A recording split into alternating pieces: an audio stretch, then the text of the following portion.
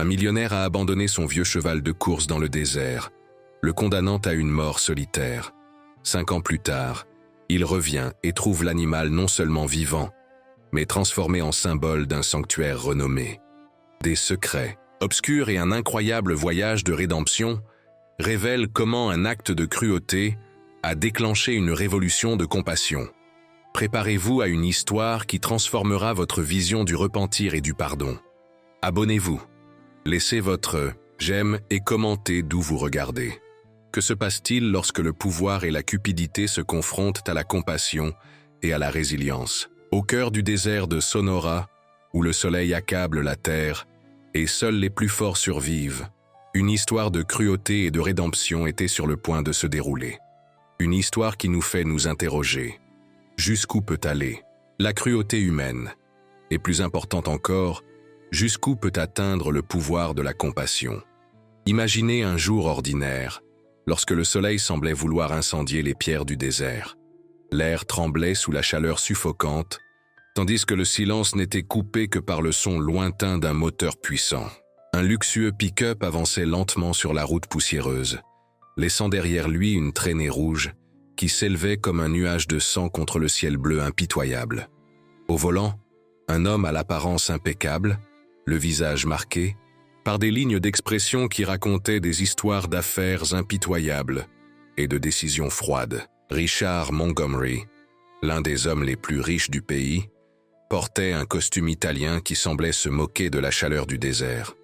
Ses lunettes de soleil reflétaient le paysage désolé, cachant des yeux qui avaient depuis longtemps perdu la capacité de s'émouvoir pour autre chose que des chiffres sur un compte bancaire. Derrière le pick-up, une remorque tanguait précairement sur la route irrégulière. À l'intérieur, un animal qui avait connu des jours de gloire. Un cheval à la robe dorée, autrefois resplendissant comme de l'or liquide, sous les lumières des hippodromes les plus prestigieux du monde. Maintenant, son poil était terne. Ses yeux, autrefois vifs et alertes, semblaient éteints, comme les fenêtres poussiéreuses d'une maison abandonnée. Son corps, qui avait un jour été l'expression parfaite de la force et de la vitesse, se courbait maintenant sous le poids des années et de la négligence. Montgomery arrêta le véhicule à un endroit apparemment aléatoire du désert, lieu suffisamment loin de la route principale pour que personne ne soit témoin de ce qu'il était sur le point de faire. Le silence pesait comme du plomb lorsqu'il coupa le moteur. Pendant un moment fugace, il hésita. Un éclair de mémoire traversa son esprit.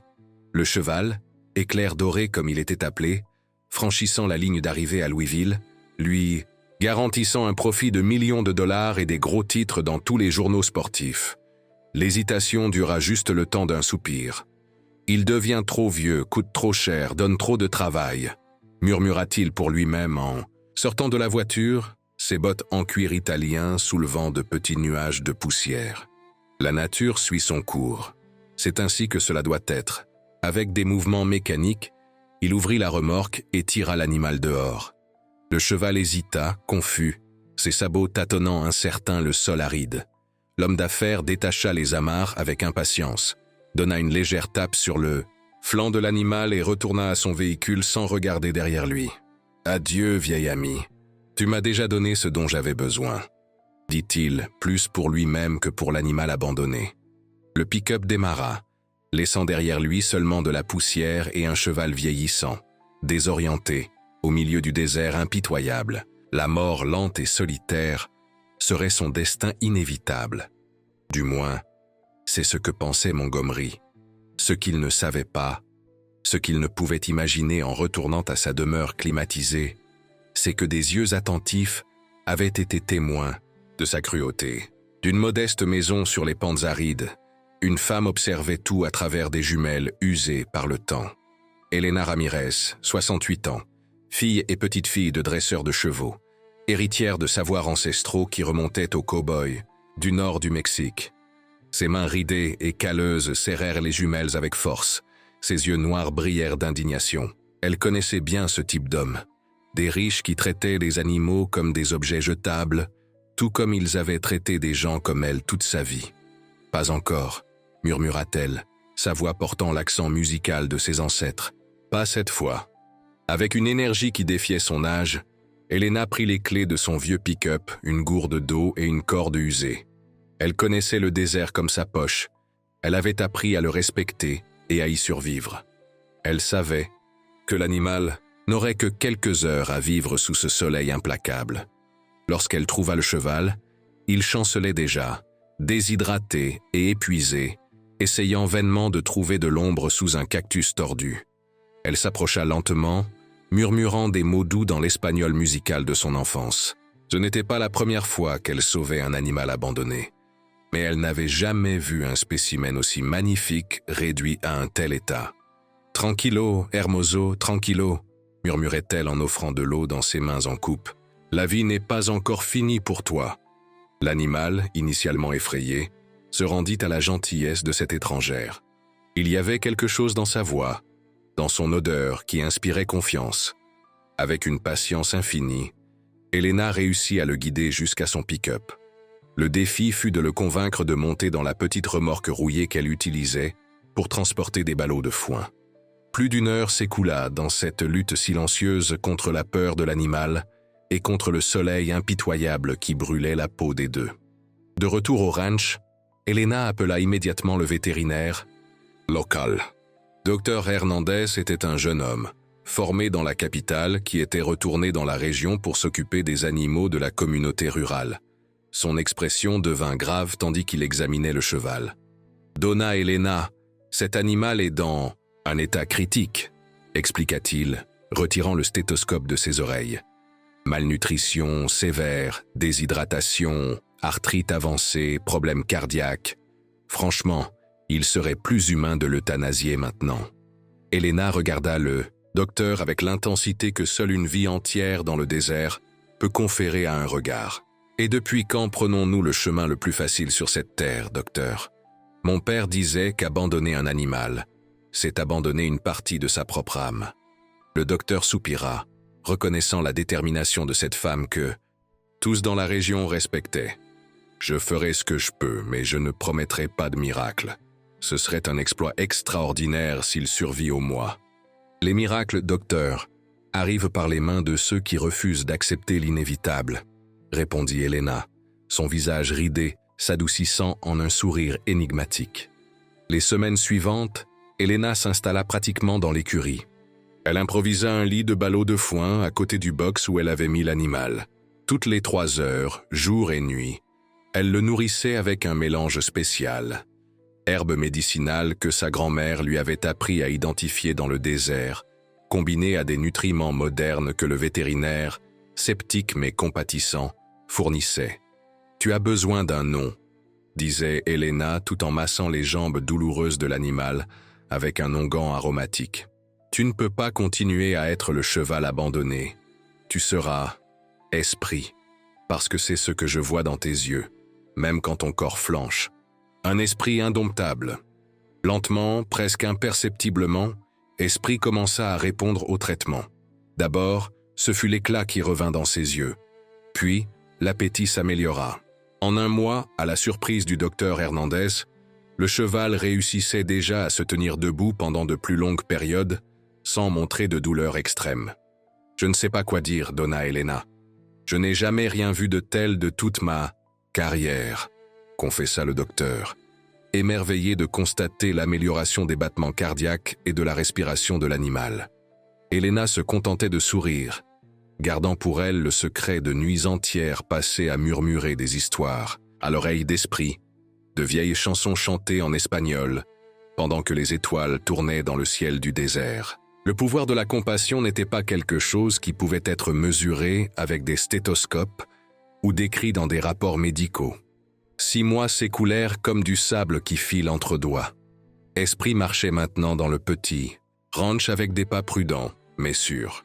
Sa robe recommençait progressivement à briller sous le soleil, grâce à des bains soigneux et des brossages quotidiens. Il portait toujours les marques de l'abandon et des années, mais il y avait une dignité restaurée dans sa posture. Ce fut à cette époque que le destin joua une nouvelle carte inattendue dans cette histoire extraordinaire. Miguel, un vieil, ami d'Elena qui travaillait comme soigneur dans un grand haras en ville, vint lui rendre visite. En voyant le cheval dans le pré, il s'arrêta stupéfait. « Dios mio, Elena. Sais-tu qui est ce cheval? Elena, qui lavait quelques couvertures, usées dans un bac à côté de l'écurie, le regarda intrigué.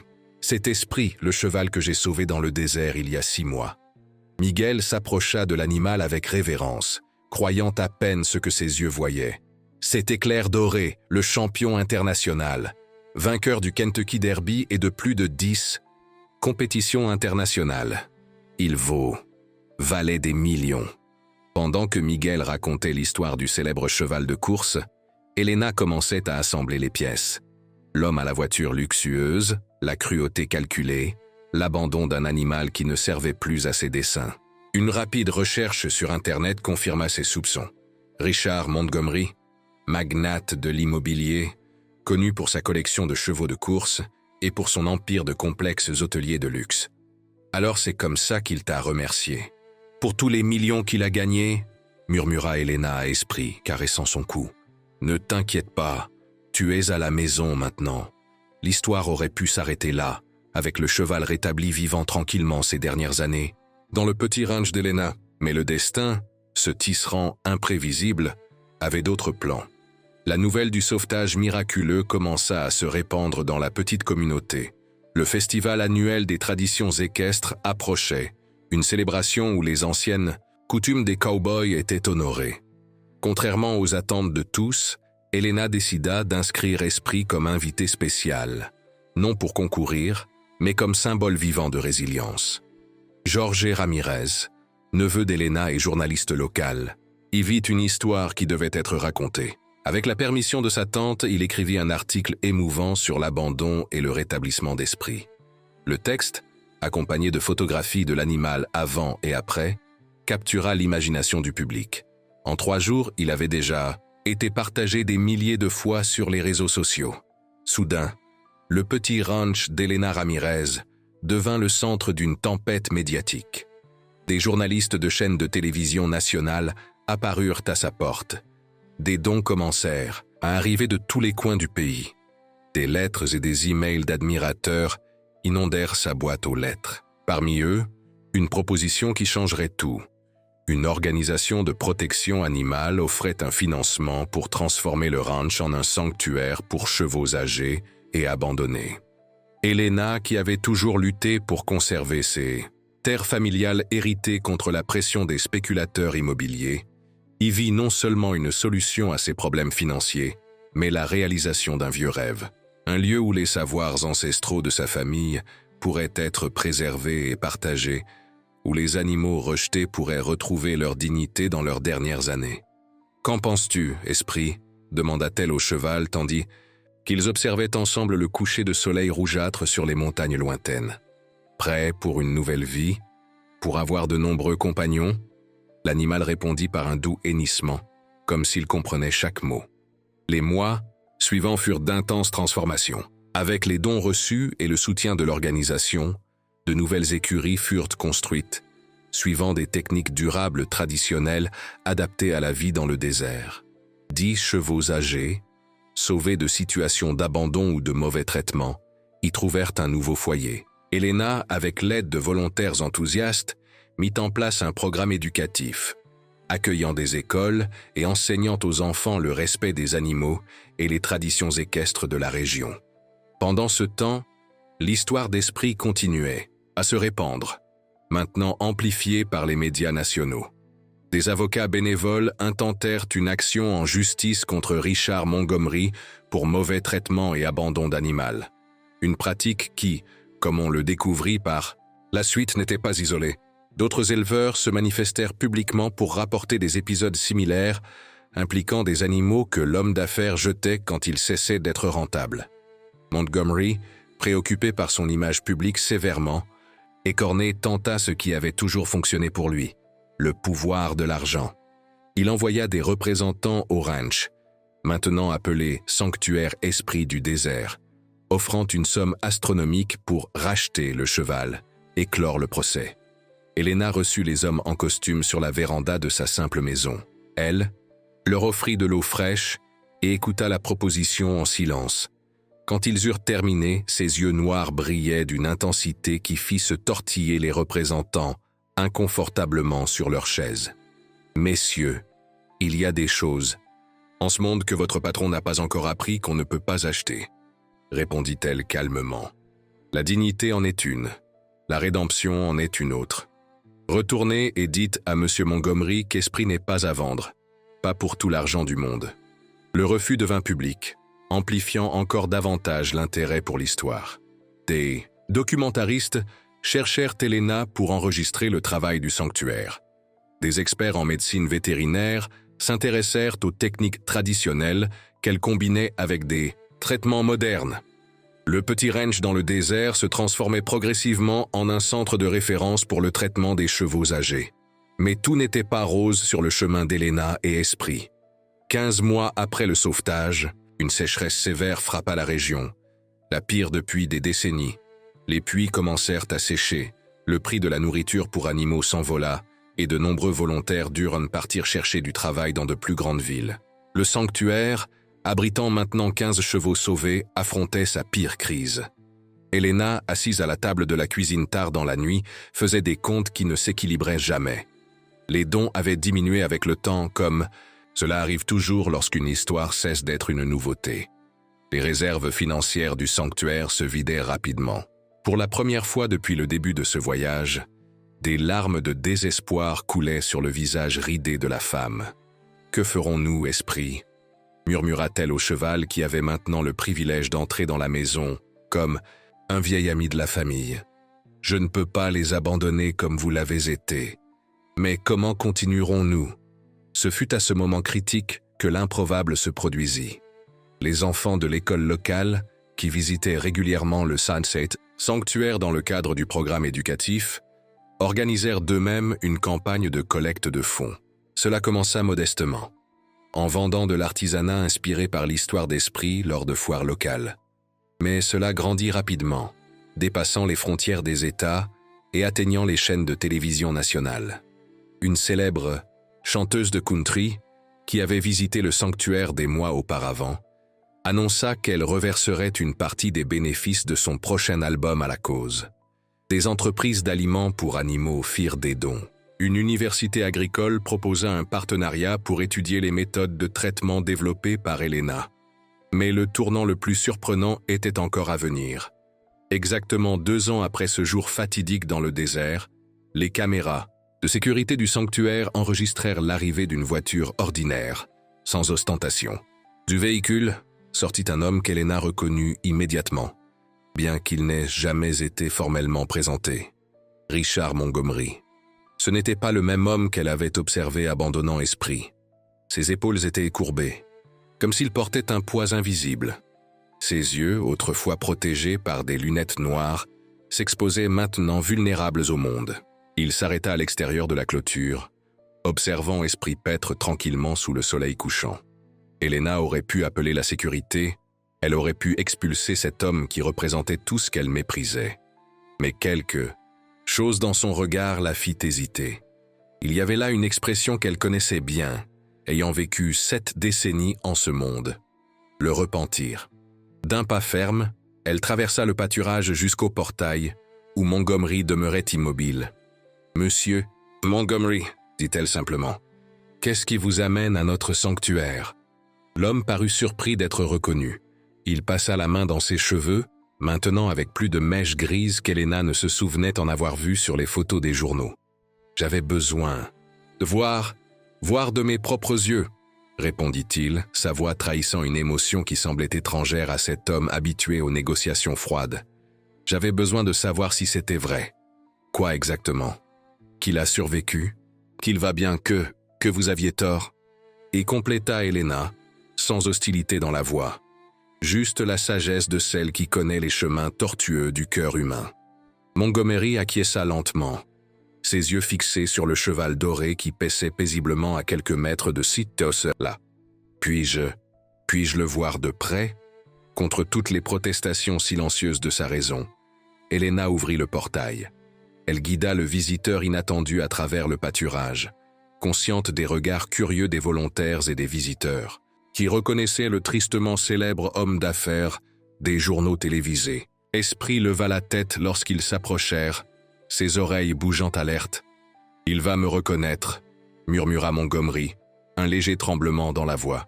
Il va me haïr. Les chevaux ne gardent rancune comme nous, humains, répondit Helena. Ils vivent dans le présent. C'est l'une des nombreuses leçons que nous pouvons apprendre d'eux. À la surprise de toutes les personnes présentes, lorsqu'ils s'approchèrent, Esprit s'approcha calmement de son ancien propriétaire. Il n'y avait ni peur ni colère dans son comportement. Juste la curiosité sereine d'un animal qui avait trouvé la paix après beaucoup de souffrance. Montgomery tendit la main hésitante, touchant le cou de l'animal qu'il avait autrefois écarté comme un objet sans valeur. Ses yeux se remplirent de larmes qu'il ne chercha pas à cacher. « Comment ai-je pu » murmura-t-il, plus pour lui-même que pour Helena. « Comment ai-je pu faire ça ?»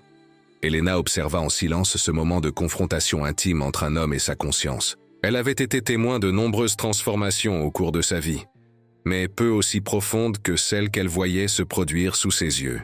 « Madame Ramirez », dit Montgomery finalement, la fixant avec une vulnérabilité qui défiait l'image publique de l'homme d'affaires impitoyable. « Je sais que rien ne peut effacer ce que j'ai fait. Je sais que vous me méprisez probablement, et à juste titre. Mais quelque chose a changé en moi depuis que cette histoire a fait surface. Quelque chose que je ne comprends pas complètement moi-même. » Helena attendit, sachant que parfois le silence est la réponse la plus sage. « Je veux faire ce qui est juste, » continua-t-il. « Pas pour mon image, pas pour clore le procès, mais parce que j'en ai besoin. » Les semaines suivantes, la communauté locale fut témoin de ce que beaucoup appelèrent un miracle. Richard Montgomery, lors d'une conférence de presse tenue au sanctuaire même, annonça publiquement son repentir. Plus que cela, il s'engagea à financer intégralement l'expansion du sanctuaire Esprit du désert et à utiliser son influence pour faire approuver des lois plus strictes contre l'abandon d'animaux. « Ce que j'ai vu ici, » déclara-t-il aux caméras, « m'a fait remettre en question non seulement mes actions, mais les valeurs sur lesquelles j'ai construit toute ma vie. J'ai découvert qu'il existe des richesses qui ne peuvent pas être mesurées en dollars. » Pour prouver que ses paroles n'étaient pas vides, Montgomery annonça qu'il transformerait l'une de ses propriétés, un ranch de 500 hectares dans l'État voisin, en un second sanctuaire pour chevaux abandonnés, et qu'il utiliserait ces ressources pour créer un centre de recherche en médecine équine traditionnelle et moderne, en partenariat avec des universités, axé sur les traitements pour équins âgés, combinant savoir traditionnel et médecine moderne. La transformation de Montgomery causa du scepticisme chez beaucoup et de l'inspiration chez d'autres. Certains le voyaient comme un opportuniste essayant de redorer son image. D'autres croyaient en la sincérité de son changement. Helena, avec la sagesse de ses années, savait que la vérité se trouvait probablement quelque part entre ces extrêmes, comme presque tout dans la vie. Le temps, seul juge véritablement impartial, se chargea de montrer l'authenticité de cette transformation. Montgomery tint chaque promesse faite ce jour-là. Plus que cela, il devint un défenseur infatigable de la cause animale, utilisant son influence pour changer les pratiques dans l'industrie hippique et inspirer d'autres entrepreneurs à reconsidérer leurs responsabilités éthiques. 5 années complètes après ce jour fatidique dans le désert, le petit ranch d'Helena s'était transformé en le plus grand centre de récupération et de conservation équestre du pays. Esprit, maintenant âgé de 27 ans, un âge extraordinaire, pour un cheval, devint un symbole national de la lutte pour les droits des animaux. Son histoire était enseignée dans les écoles, inspirait des livres et des documentaires. Le centre de recherche en médecine équine traditionnelle et moderne, annexe au sanctuaire, développait des traitements révolutionnaires qui sauvaient des chevaux auparavant considérés comme irrécupérables. Des vétérinaires du monde entier venaient apprendre auprès d'Helena, maintenant considérée comme une autorité dans le traitement des équins âgés, bien qu'elle insistât qu'elle n'était qu'une femme du désert qui avait appris à écouter la sagesse des anciens. Par un après-midi particulièrement serein, tandis que le soleil commençait sa descente à l'horizon peignant le ciel de tons orange et pourpre, Helena et Montgomery s'assirent sur la véranda du ranch. Esprit paissait tranquillement dans le champ devant, sa silhouette dorée découpée contre le ciel flamboyant. « Tu sais, Richard, » dit Helena, ses yeux contemplant l'horizon lointain, « Quand je l'ai trouvé ce jour-là, je pensais que je sauvais juste un cheval. Je n'imaginais pas que je déclencherais une révolution de compassion. Montgomery acquiesça, son visage marqué par des lignes d'expression qui racontaient maintenant une histoire différente. Et je n'imaginais pas qu'en l'abandonnant, je serais en train de me sauver par inadvertance. Parfois, je me demande qui a sauvé qui dans cette histoire. Helena sourit, du genre de sourire qui porte la sagesse de nombreuses saisons. Peut-être que c'est toujours ainsi. Peut-être que lorsque nous tendons la main pour sauver une autre créature, nous nous sauvons aussi nous-mêmes. Dans le champ, Esprit leva la tête, comme s'il sentait le poids de ce moment. Le vent du désert souffla doucement, portant l'odeur de la terre, de la vie et des possibilités. Les fleurs sauvages, qui avaient éclos après les pluies récentes, ondulaient comme un tapis multicolore s'étendant à perte de vue. La vie est comme le désert, réfléchit Helena, ses mots presque perdus dans la brise. Elle semble aride et impitoyable à première vue. Mais quand vous apprenez à vraiment regarder, vous découvrez qu'elle est remplie de miracles attendant de fleurir. Il suffit d'un peu de pluie, d'un peu de soin, d'un peu de foi. Et ainsi, tandis que le soleil se rendait finalement à l'horizon, l'histoire d'un cheval abandonné, d'une femme obstinée et d'un homme transformé continuait à se répandre comme des graines portées par le vent du désert, enseignant à tous ceux qui la rencontraient une vérité aussi ancienne que les montagnes, que la compassion est la plus révolutionnaire des forces, capable de transformer non seulement des vies individuelles, mais le tissu même de la société dans laquelle nous vivons. Parce qu'au final, comme Esprit nous l'a enseigné, peu importe combien de fois nous tombons ou sommes abandonnés, ce qui importe, c'est de trouver la force de nous relever encore une fois, de continuer avec dignité et peut-être, en chemin, d'inspirer d'autres à faire de même. C'est le véritable voyage de l'esprit. Non seulement survivre, mais s'épanouir. Non seulement pardonner, mais transformer. Non seulement exister, mais inspirer. Et ainsi l'histoire continue, comme les ondulations dans le sable du désert après le passage du vent, infini dans ses possibilités, éternel dans son message d'espoir.